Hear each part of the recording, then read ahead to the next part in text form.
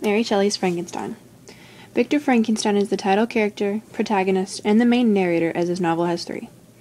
He is the oldest son of the Frankenstein family, with two younger brothers, William and Ernest. He is fascinated with science and learning new things, so he attends college at the University of Ingolstadt, where he discovers the secret of life. He goes on to bring a corpse to life through reanimation.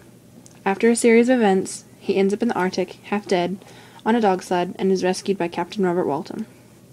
Robert Walton is the book's first narrator. We see his narration through letters that he sends to his sister Mary, and we learn that he is somewhat of an outcast to society. He is a scientific explorer leading a ship to discover a passage to the North Pole. His ship gets stuck in a sheet of ice during the trip, and he discovers Victor. He brings him aboard the ship to nurse him back to health and hear his story. The monster is Victor's one and only creation. He is a horrible, ugly, and repulsive thing. Normally, when we hear the name Frankenstein, we associate it with the monster, but in fact, he remains nameless the entire novel. He is only ever referred to as the creature or the monster. He is extremely misunderstood and lonely because Victor fled from him shortly after bringing him to life. The monster eventually takes on revenge to those who ostracized him and becomes a killer.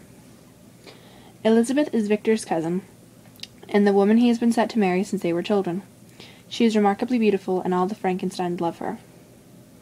Henry Clerval is Victor's best friend and childhood playmate. He is described as a sensitive, warm-hearted man with a vast imagination. When Victor falls ill after he creates the monster, Henry is there to side until he is better. Alphonse Frankenstein is Victor's father. He is a man who believes in family values and is a well-respected town magistrate. Caroline Frankenstein is Victor's mother. She is a kind, gentle, and caring woman. When Elizabeth catches scarlet fever, Caroline takes care of her. Elizabeth survives, but Caroline catches a fever and dies soon after. Through letters to his sister, Robert Walton tells the story of a man who he saved from the frigid Arctic ice, Victor Frankenstein. He is a scientist who brought a lifeless body back to life through artificial ways and was ultimately terrified by what he's created. He flees his laboratory, and his creation seeks shelter in the forest, where he encounters many people, including a blind man named DeLacy, a drowning woman, and Victor's younger brother William, all of which are horrified by the monster's gruesome appearance. Ultimately, he seeks revenge on those who wronged him. At the end of the story, the monster has basically killed everyone close to Victor, including Elizabeth and Henry. So Victor vows to never give up until he finds the monster and destroys it. He never succeeds because after he finishes telling Captain Walton his story, he dies. The monster sees him on the ship and tells Walton that he's going to destroy himself because he never meant to be bad. The setting varies greatly during the course of the novel. It begins in Geneva, then takes to Ingolstadt, then to the Swiss Alps, Scotland, the Arctic, and then back to Geneva several times.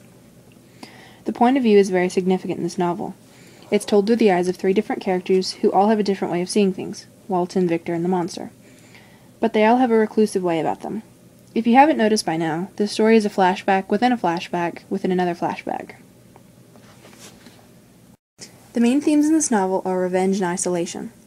The monster seeks revenge as an ultimatum because of how he is rejected by society, and becomes a killer. All three narrators are isolated from the world, either by their own choice or not. Captain Walton is isolated because he is so focused on scientific discoveries in the north that he neglects human contact, until he starts to feel lonely and writes to his sister. Victor exiles himself because he is too obsessed with creating life, and ultimately rejects human contact as well. The monster is pushed out of society based on his appearance. This also ties in prejudice to the themes, because Victor is horrified by his own creation's looks, and so is the rest of the people they meet throughout the novel. They never look past his appearance to see if he is good or bad, and they initially assume he is evil because he's so hideous.